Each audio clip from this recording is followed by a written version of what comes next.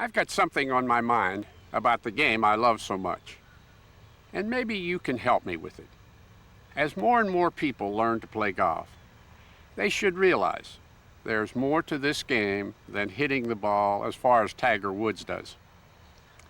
They must recognize something my dad taught me the very first day I went out to play. Always respect the game. Respect the course you're playing on. And most importantly, respect the people you're playing with. For over 60 years, I've followed that advice. People always ask me, Arnold, how do you still play the game with the passion you did when you were a kid? The answer's easy. Because I learned the true spirit of the game. I hope you do also.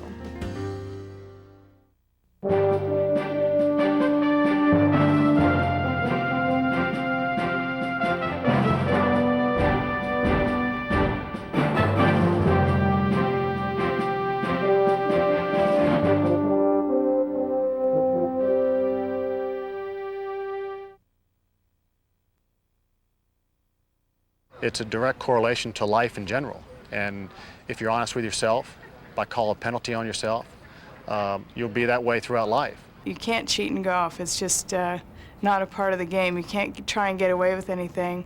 The rules are there to protect you, and you recognize that, and you respect that, and that's what I like about it. When you walk off the golf course and you've won a golf tournament, only you know if you behaved properly, played by the rules, and did it right. Nobody else knows. So if you haven't done it right, it's a very shallow victory. The sights and sounds of a golf course are surroundings every player has experienced. The serenity of well-manicured fairways inspires all golfers to play the game with the only limitations being your ability and the conditions you're facing. There is no referee, no judge of your talent other than yourself and the course. How different golf would be if someone else officiated every time you went to play.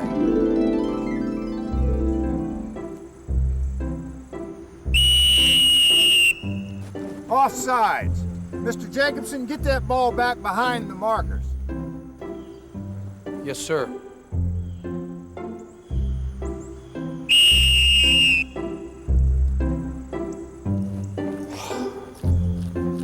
It's a hard game.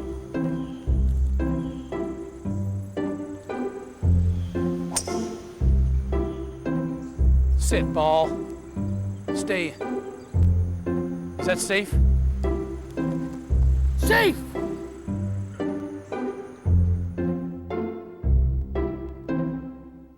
Obviously, the scenes we just saw with the referee and the umpire don't really happen. We're all responsible for our own actions on the golf course and consequently our own successes and our own failures. This is what makes golf so special. In fact, it's the only major sport where players actually monitor themselves. We must always be honest with ourselves when we play, no matter how tempting it is to look the other way.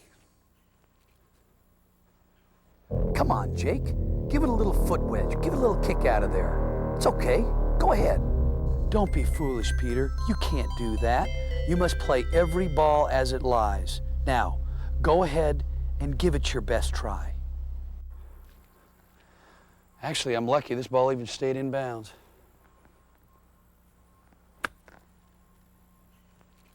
Pete, I didn't get your score today, so what did you make? Nobody saw that ball move when you moved that twig. Come on, you made a 4, a par. Peter, you know that's a one-stroke penalty. That's the rule. Now tell him you made a 5. Ben, I made 5. I made bogey.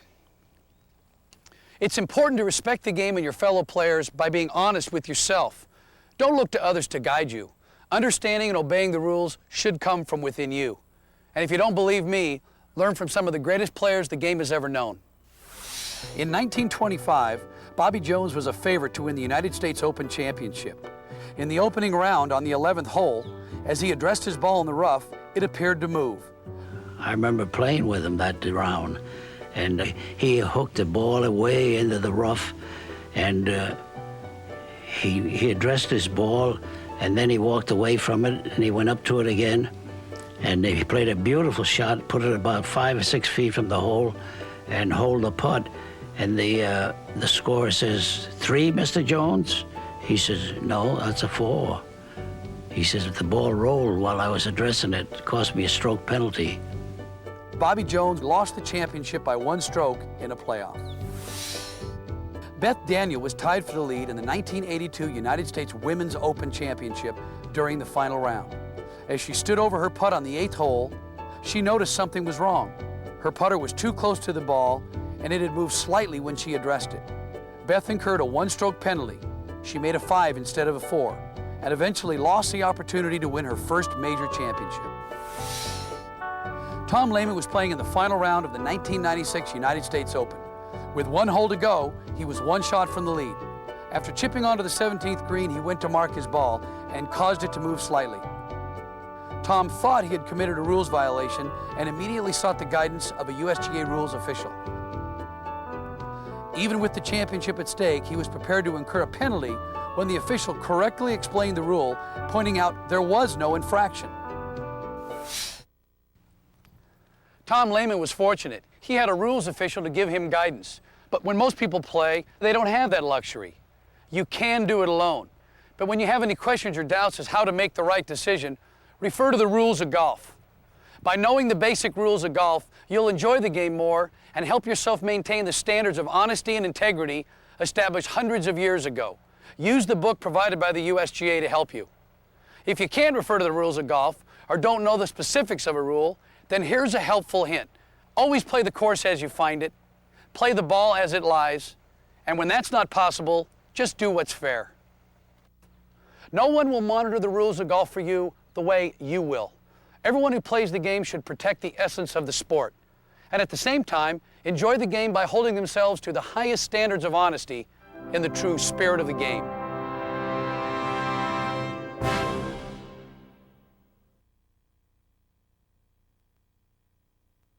Punctuality in life and in golf are the same thing. You show up to a meeting late, people know that. They remember that. You show up to the first tee late, people remember that. When you're playing golf, you can't rush this game. You got to get here early. You got to warm up. You got to work on your putting. You got to work on your chipping. You just can't come in and go straight to the tee and expect to play well. You meet a lot of guys that just literally walk out of the car and they walk onto the first tee, and you can just see when he says, "Oh, I haven't had a chance to hit a ball at all." And they go, "Oh, great, great."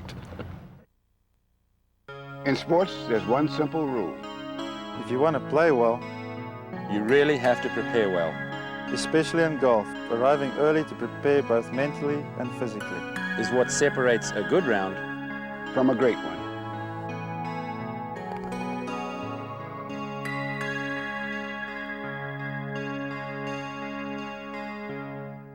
You know, Ernie and I play golf all over the world, but no matter where we are, we always get to the course early to warm up and get ourselves ready to play. Aside from helping you play better during your round, preparing beforehand also shows respect for other golfers on the course by guaranteeing you'll be ready to play when it's your turn. Hey Ernie, have a look at this fella we're going to play with today. Man, he's got to be 7 foot or something. Hi, I guess we're playing together. Nick Price. I know you are. Nick Price, Ernie Els. Hi. I'm Bill. Nice to meet you. Hi, Bill. You guys won a couple major championships, huh? Well, I guess we won a few, eh, Nick? Bill, you look like you'd be more at home on the basketball court than the golf course. Well, I played a little basketball when I was young, but golf's my game. That's too bad, Bill. You know, a guy with your height. Hey, Nick, let's go play. You know, we don't want to keep anybody waiting. Let's go tee off. That's a good idea, Ernie. I assume that you two guys are going to be hitting from the championship tee, so you can hit first. Well, thanks. Hey, Ern, how about we flip a tee to see who goes first, huh? Let's do it. All right. Well, Nick, can we go 2 out of 3 on this one? Sorry, bud. I got the honor this time. All right, man. Well, since it's the very first hole, Nick and I flipped the tee to see who would have the honor of teeing off first. This might not seem like a very big deal, but it's actually a good example of the courtesy that golfers are expected to show one another as they play. Now, for the rest of the round, the golfer with a low score on the previous hole is given the honor of teeing off first. Well, I can't hit just yet. There's a group still in the fairway. Obviously, to tee off right now would be extremely dangerous. The only thing to do in this situation is to wait until everyone in the group ahead of you has hit their shots and are well out of reach. And that seems to be the case right now.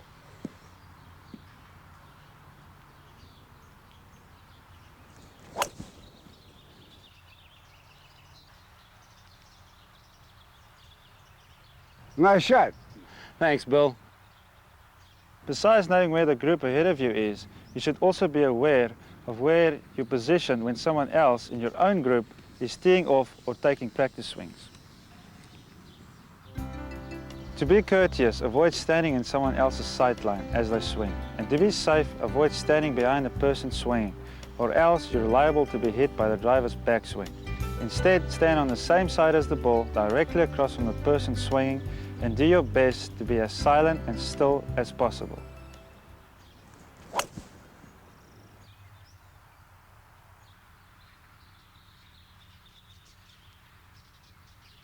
Wow, how about that one, Nick? I think I got you beat, man. Yeah, I've heard that before. Hey, Bill, you're up. Thanks. After watching those two shots, I think I'll hit from the regular tees. Okay. Most golf holes have 3 or 4 different teeing grounds, each one indicated by a different set of markers. These locations are designed for players of different abilities and golf handicaps. Here, let's take a look at our group, for example. While Bill chooses to hit from the middle tee, Ernie obviously feels pretty comfortable with his ability to drive from the championship tees. However, let's say we mix things up a bit.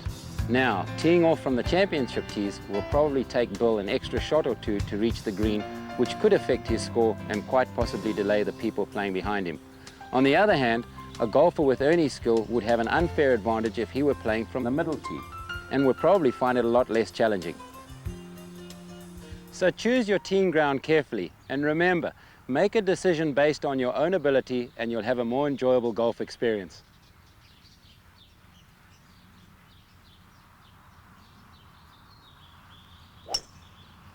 All right, Bill. Beauty, Bill. Good shot, man. Not as far as you guys, but I'll take it. Hey, it's in the fairway. So as we've seen, there's a lot more that goes on around the teeing ground than just driving the golf ball as hard and as far as you can. That's for sure, Ernie. Your actions on the teeing ground, especially the first tee, will set the tone for the rest of your round. So remember the following. Always get to the course early and be prepared to play. Always be aware of your safety and the safety of others. Stay silent and still while others in your group are teeing off. And choose the teeing ground that best matches your ability. Let's go. Wait! Wait! Wait!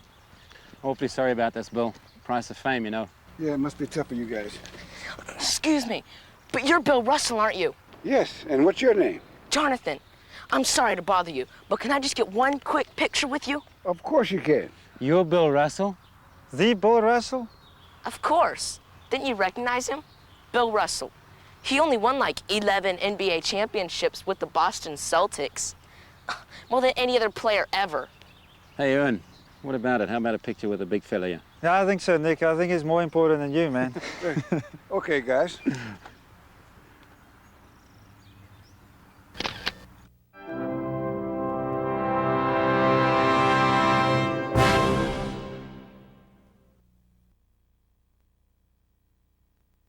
Is there anything worse than going up to a hole and hitting a shot, maybe a little too short, it's in a bunker, and you're looking at a footprint your ball's in? You know, you see guys take divots and they just walk down the fairway. I mean, it drives me crazy. I think it's the courtesy to pick it up first of all. You always want to leave the course a little better than you found it, and sometimes that's difficult. But replacing divots has always been something that's really important. But if I make a divot, I'm going to replace it. If I make a ball mark, I'm going to fix it on the green. When I played on clay courts as a kid and I was finished, I swept the court and picked up the balls. It's the same.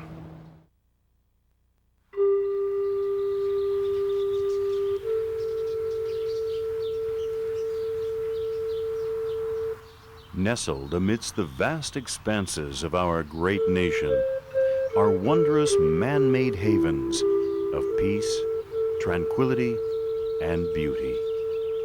It is here that beautiful fairways, groomed bunkers, and smooth greens combine to form the natural habitat for one of nature's most complex creatures, the recreational golfer. However, as breathtakingly beautiful as the golf course might be, it is in fact a fragile beauty, one that is threatened each and every day by one of the golf course's most potent natural enemies, the ignorant golfer. Join us now in discovering more about these predators of the fairway as we explore the mysteries of course condition.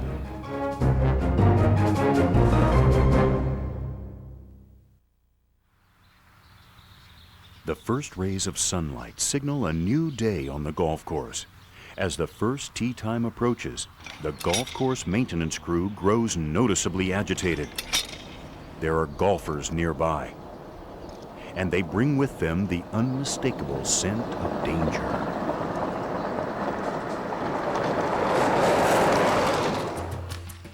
At first light, the caravan sets out in search of the ignorant golfer, led by their guide, Golf Course Superintendent Mark Gorga. Before long, they encounter a small family of novice golfers playing on the fairway. Due to their lack of experience, newcomers to the game are likely candidates to tear up a course as they play. The members of the caravan watch intently for any signs of ignorance. No luck.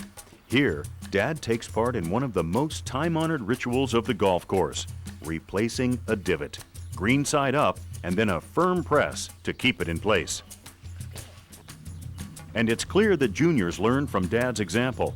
He knows that you never take a divot with a practice swing, no matter where you are on the golf course.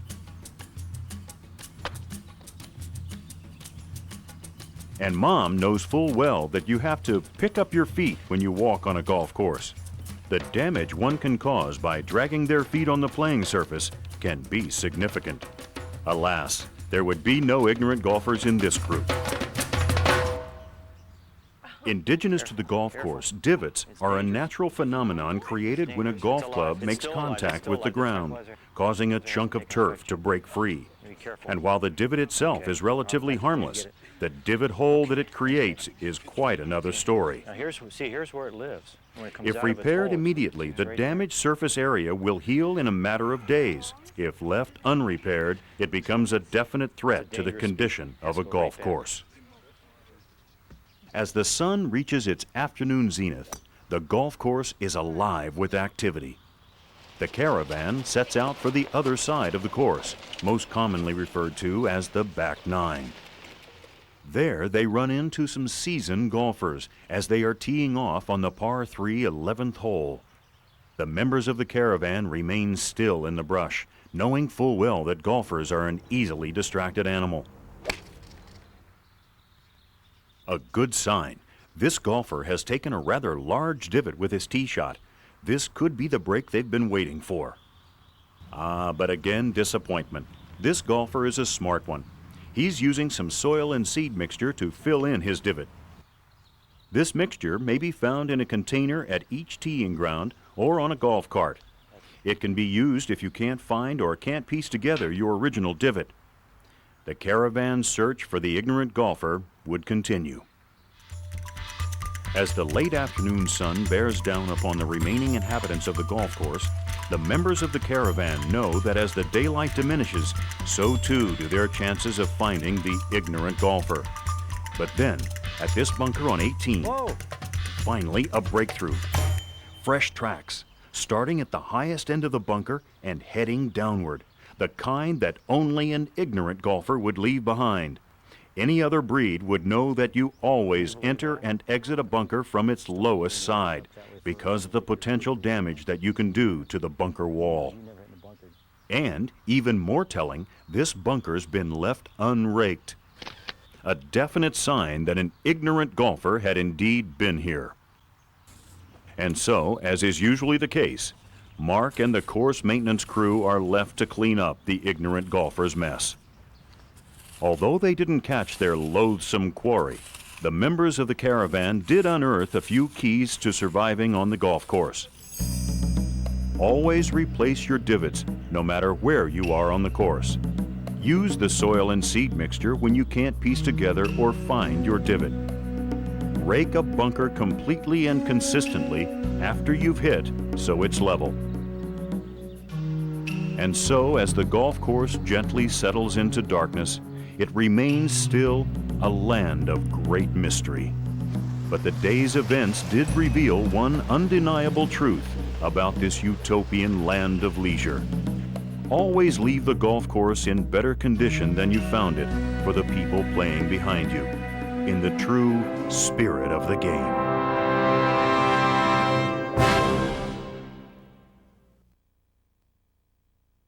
You got to treat a golf course like it's yours and like it's your backyard. And you want to play well, you want to play on a good golf course, but you want to take care of the people that are playing at other times to where, you know, they're not landing in your divot and the greens stay manicured because, you know, to shoot a good score, you have to play on good greens, and to have good greens, the players have to take care of it.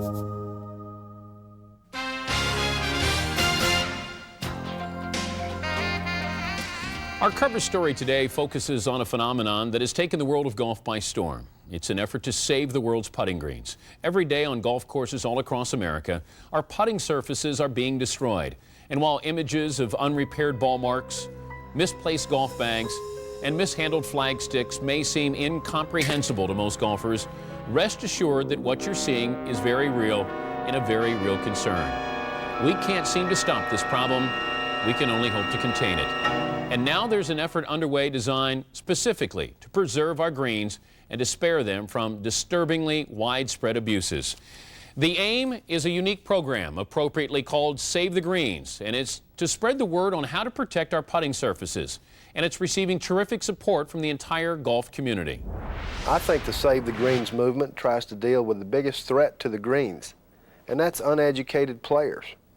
These are the golfers, both young and old, who don't realize that the putting surface is the most sensitive part of the entire golf course. Ben Crenshaw is a PGA Tour professional as well as a golf historian and golf course designer. So he certainly witnessed the damage that players can inflict on a putting green. Sure, it seems harmless enough, but if you don't handle a flagstick properly, even if you're just putting it down, you can easily tear up some turf. Or even something as basic as getting your ball out of the hole. If you try to do it with your club head instead of your hand, you could damage the area around the hole. Countless others within the golfing community have rallied around the Save the Greens cause and are doing what they can to educate players on greens etiquette. Maintaining putting surfaces is obviously an important issue for golf course superintendents around the country. I mean, I'm out here every day and I can see the progress that's being made. Why, just the other day, I overheard a little girl explaining to her dad that if you fix a ball mark immediately after it's created, it'll heal in 2 to 3 days, compared to ignoring a ball mark, which can take up to 3 weeks to heal. If you think the Save the Greens campaign is having an impact now, just wait 2 or 3 years. By that time, I think the instances where you see people abusing putting greens will be few and far between. That's how many lives are being affected by this movement. Here, one of the best players in the world, Davis Love III, is explaining to players the importance of fixing your ball mark as soon as you get to the green, and reminding them not to ignore any other ball marks they may see in the same area. When you come to the green, first place you go is the ball mark, not your ball. Repair your ball mark and any others you see in the area. It's our responsibility to leave the course better than we found it. Elsewhere, a group is learning the basics of fixing a ball mark from Julie Inkster. This 3-time U.S. Women's Amateur Champion plays on the LPGA Tour. You take your repair tool or your tee. You start from the outside working in. Now bring the edges together with a gentle twisting motion, but do not, I repeat, do not lift the center. Now smooth the surface over with your putter, or you can use your foot. Now, am I done? Yes. And how can you tell when you're done? When you have a surface that you would like to putt over. Right. You know you're done when you have a surface that you would like to putt over. You guys have done great today. Give yourself a round of applause. One of the driving forces behind the Save the Greens movement is golfing legend and 3-time U.S. Open champion Hale Irwin, who often spends his entire off days preaching the gospel of greens etiquette.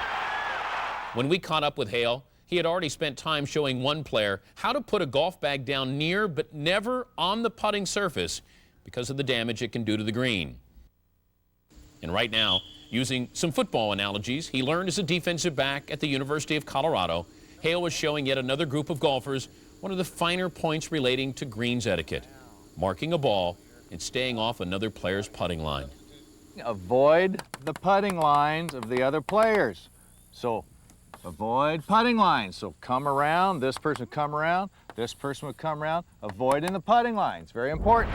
PGA of America club professionals like myself feel that through training programs, clinics, and meetings, we can continue to get the word out.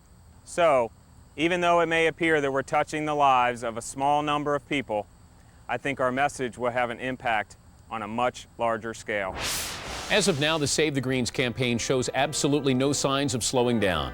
Whether it's fixing ball marks with a repair tool, handling the flag stick without damaging the putting surface, placing golf bags away from the green, or just knowing where each player's putting lines are, the future for America's greens looks to be brighter than ever. So the next time you're out on the golf course, try. Try to do what you can to help save the greens for your fellow players. And of course, in keeping with the true spirit of the game. Thank you.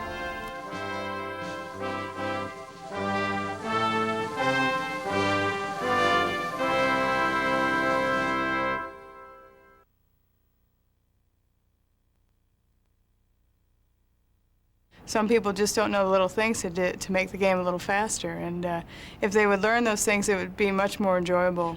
Well, all you have to do is think ahead.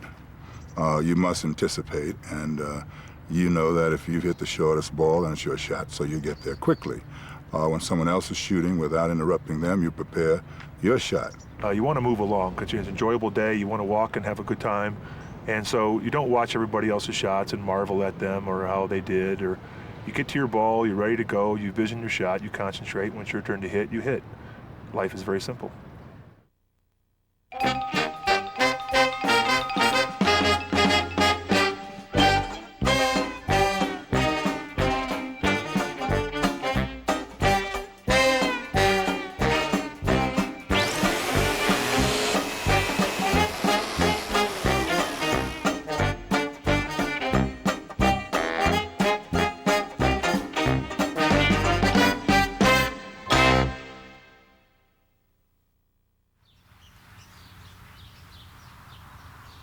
Mom, will you read this book to me?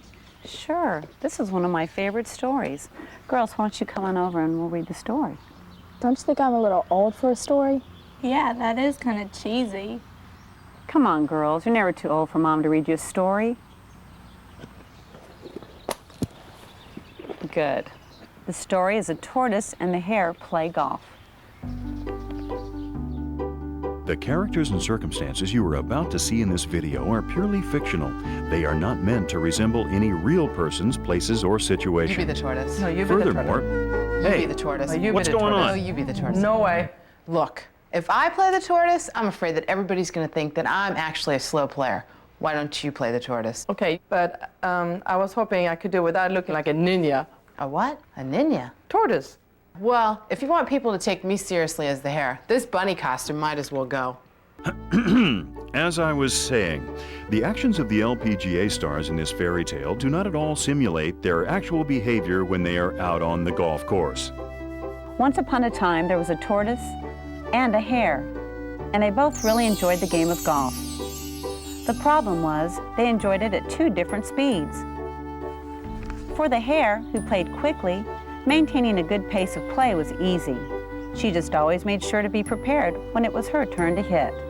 She figured out where her ball was, how many yards she was from the hole, and what club she was going to use well before it was her turn. And if she were using a golf cart, the hare would bring several clubs to her ball before choosing the one she wanted to use. The tortoise, on the other hand, didn't use her time as wisely.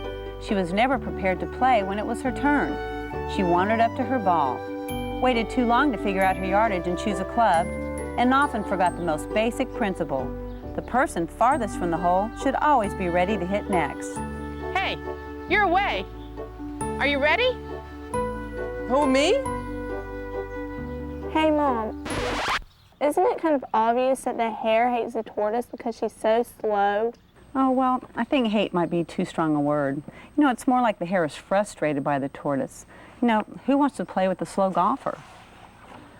On the par 4th, 7th hole, the tortoise sliced one into the forbidden forest. After the hare hit her second shot from the fairway, she looked over to the trees, expecting to see the tortoise. It's been several minutes, the hare said to herself. I hope nothing's wrong. Anxious to find the tortoise, the hare headed toward the forbidden forest. I can't find my ball. I think it's lost. You've been looking all this time and you're just now deciding that it might be lost? You really should have done that a few minutes ago. You realize there are people playing behind us, and we're probably slowing them down. Gee, I'm sorry. What am I supposed to do? Well, what you should have done is played a provisional ball from the tee when you realized that your first shot might have gone into the forest. Provisional, what is that? Okay, let's say you hit that last drive and thought it was in the woods or out of bounds. You could have played a provisional or a second ball, then after looking for your first ball, if you didn't find it within 5 minutes, you could continue to play that hole with your provisional ball and incur a one-stroke penalty. Wow, I didn't know that. But I can't go back to the tee now. There's already a group waiting there. In fact, shouldn't we let them play through? Yeah, that's a good idea. You know, lost balls and lots of other information are covered in the rules of golf. A booklet published by the USGA. You might want to look it over. Yeah, I guess you're right. It seems like I have a lot to learn. I'll keep it in my bag from now on. Once you become more aware of the rules of golf and the pace of play, you'll be a lot more fun to play with. Yeah, I just had no idea that pace of play was so important. But now that I know, I'll always be prepared to hit when it's my turn. I limit the time I spend looking for lost balls, and I'll be aware of how my pace of play is affecting the players behind me. And so, the tortoise and the hare continued their round. And because the tortoise's pace of play was no longer an issue between them, from that day forward, they were able to play golf happily ever after. The end. That's it? That was pretty lame. Well, it was a fairy tale about golf and pace of play. Whatever, Mom. Where are you girls going? Just be home in time for dinner, please. No problem. Now that we know about pace of play, we'll be home in plenty of time. All right, bye. I think they got the point of the story, and I hope you did too, in the true spirit of the game.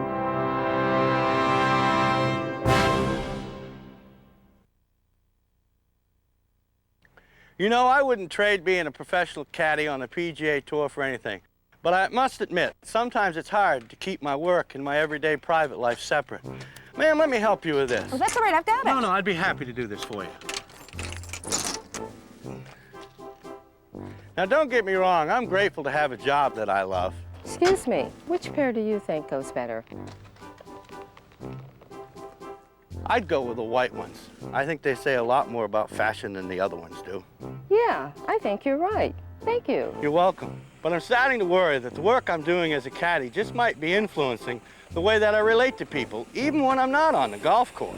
Excuse me, how do you get to the highway from here? Actually, it's only about 2,800 yards from here.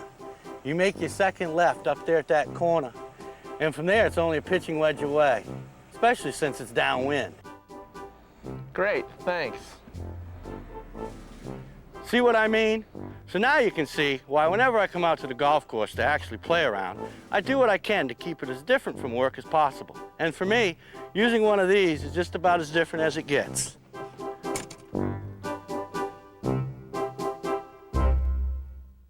As a professional caddy, I've walked my fair share of yardage on the golf course.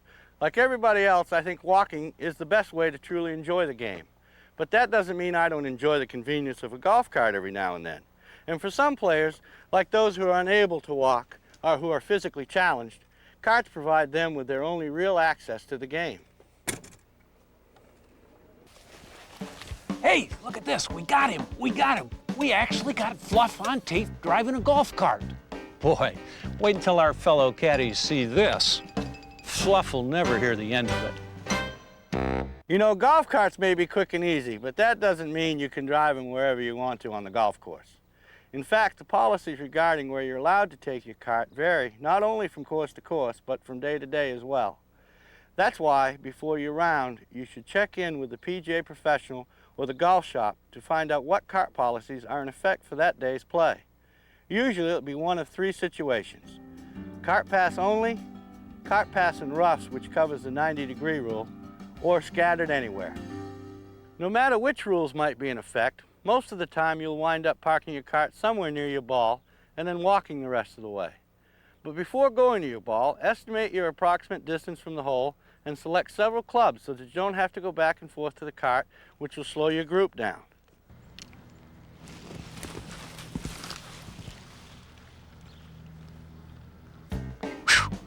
That was a close one.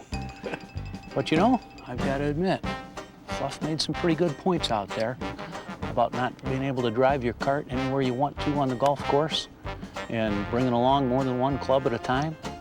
Too bad that won't help him, though, when we show everybody this tape. Yeah. Come on, let's beat him to the green. If you drive or park your golf cart in the wrong place on the course, chances are you'll be doing some damage to the grass or maybe even a bunker. Always follow cart paths, signs, and roped areas that help guide you around the course. So remember, see what cart rules are in effect for the day you're playing and follow all the regulations. You won't be able to drive a cart over every yard of the course, so estimate your yardage and select several clubs before walking to your ball. And keep the cart at least 30 yards away from a green or bunker. Also, to help pace the play, try to park your cart around the green in the direction of the next teeing ground. This will save time when your group is done with a hole. Hey, Fluff! Nice golf cart. You guys, what are you doing here? Wait, got one more line I want you to say. Ready? Say, you got me. You got me.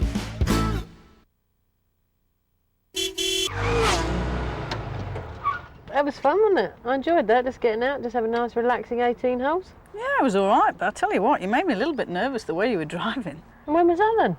I can't remember exactly any one time, but your driving was just a little bit extreme for me. Oh, okay, maybe when we were going down the hill at the 12th. I thought you may have been just going a little too fast down that steep slope. Really? Now I'm thinking about it. That sharp turn on the 8th. You were going too fast then too. For a minute there, I thought we were driving in the Indy 500.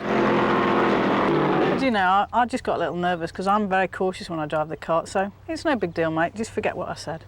Okay. I mean, that 8th, I remember that turn. I didn't think I was going that quick. In fact, I thought I was pretty careful there. 2 hands on the wheel, my legs and arms were in the cart at all times. Everything was pretty much under control. In fact, I thought it was pretty close to perfect. You know, staying under control is the key to being safe. Yeah, that, and using plain old common sense. And it's fairly obvious that you don't really want to drive the cart too close to a water hazard.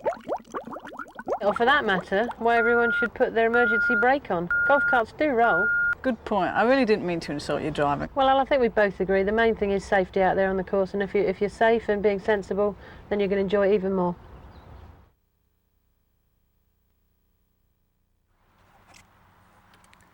For most players, golf carts can be something of a luxury. Let's face it, there's no easier way to make your way around a golf course. But for those of us who have a tougher time walking and carrying our bags for 18 holes, these carts are more than a convenience. They're a necessity.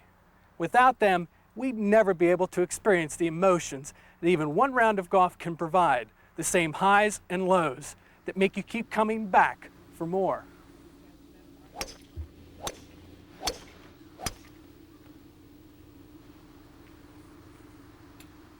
While those of us who are physically challenged rely on golf carts a lot more than most golfers, that doesn't mean we're exempt from any of the practices that Fluff, Allison, and Laura were discussing earlier.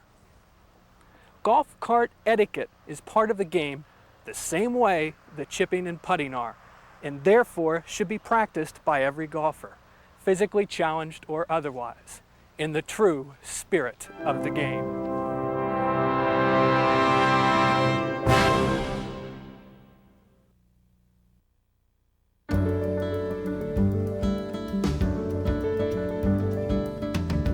Tagging along with my dad when I was a little kid. He started me in the game when I was 11 years old. He's also the one that, taught me about where to stand, when to talk, when not to talk. Tending the flags. Raking bunkers. Not stepping in everybody's line. It was very important that I did the right things at the right time on the golf course. I would imitate him, and he never swears, he never throws clubs. And I threw a club one time, and he came across the fairway and told me, "That's it, you're done." And he took my clubs away from me for a month. In teaching my kids golf, the first thing I want to teach them is to respect the game and respect others on the golf course. Teach them that they can have fun and follow the rules at the same time, and it'll be a great game for them.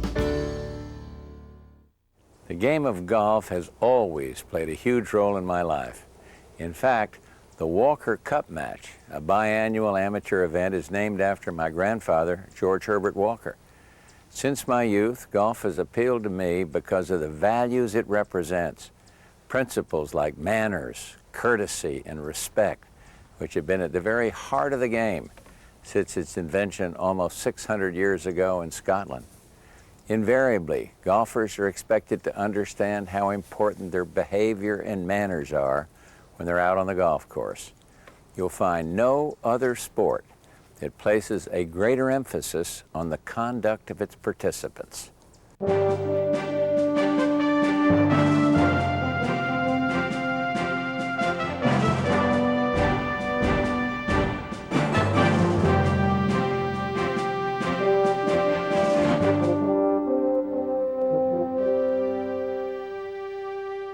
The game is played with class. The game is played with manners. You need to respect your fellow competitors, your partners, the people that are in your group.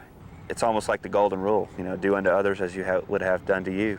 Well, that's the way it is in golf. I think it's the last sport in which that exists. And when you learn that, and then that means that you have respect for the game, respect for others, and that you deserve to be part of this great game of golf.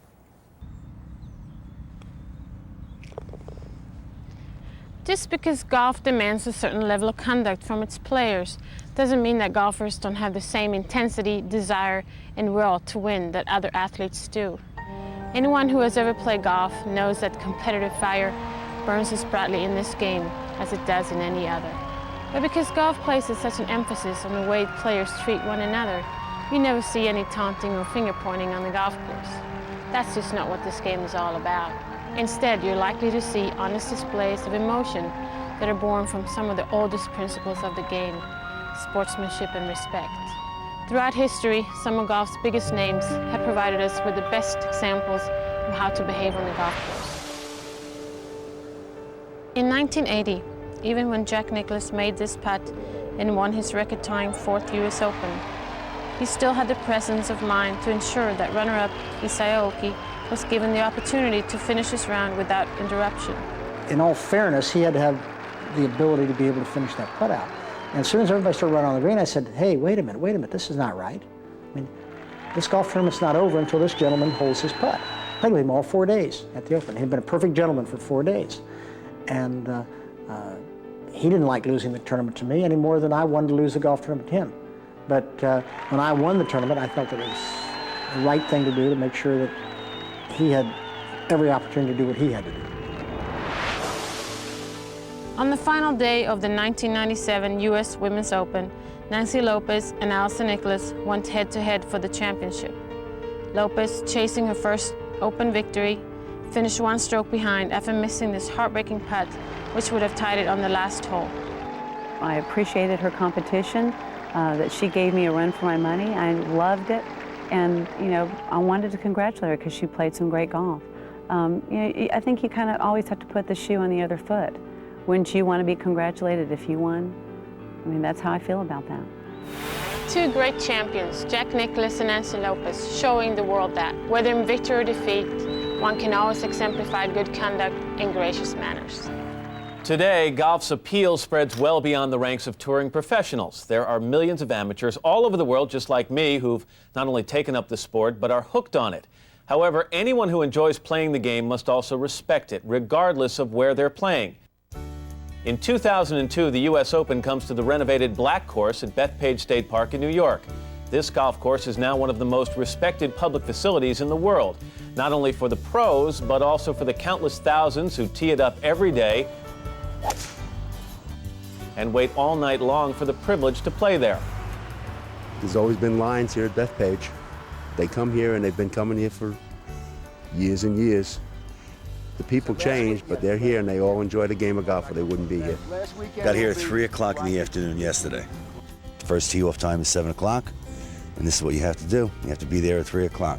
The second car, third car, and the fourth car came probably about 20 minutes later than that.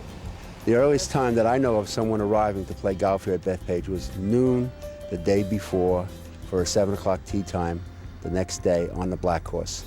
Those people that would put themselves through that, and it is sort of an ordeal, really enjoy and love the game.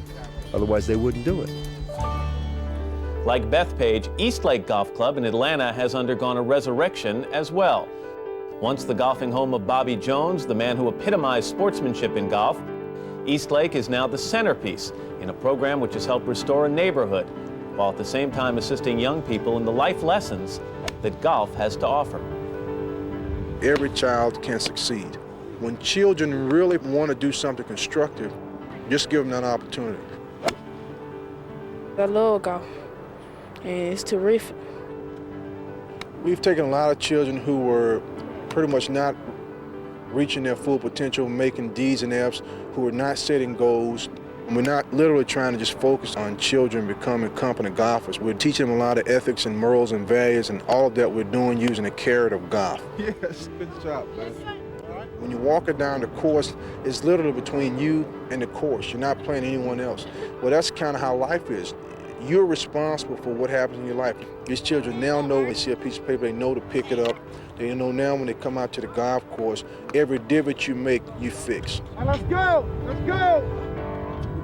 In golf, your behavior matters as much, if not more, than your final score. It's been that way since the game's creation, and will continue to be that way well into the next millennium. As more and more people around the world begin to play, they too will learn what we who play golf already know: the importance of showing respect for the sport in the true spirit of the game.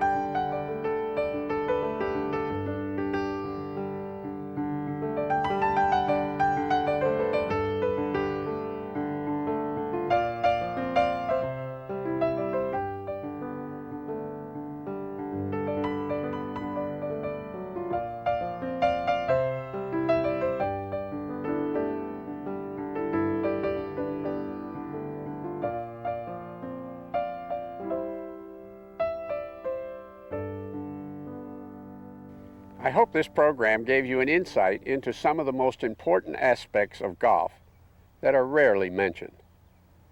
Everyone must consistently reinforce a basic appreciation for the game, and always remember, it's a privilege to play. It doesn't matter whether you hit shots like the pros or like a beginner. We all have a common link to the sport of golf, the spirit of the game.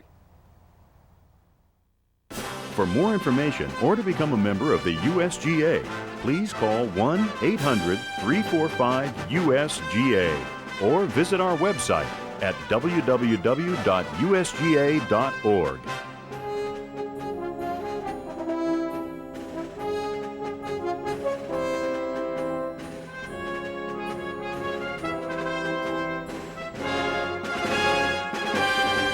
The spirit of the game is playing great golf, enjoying the camaraderie of your foursome, and being respectful of everyone. It's just the love of the game, and I enjoy going out there against all the odds, you know, saying to myself, hey, it's me and this little white ball, you know, what you gonna do today?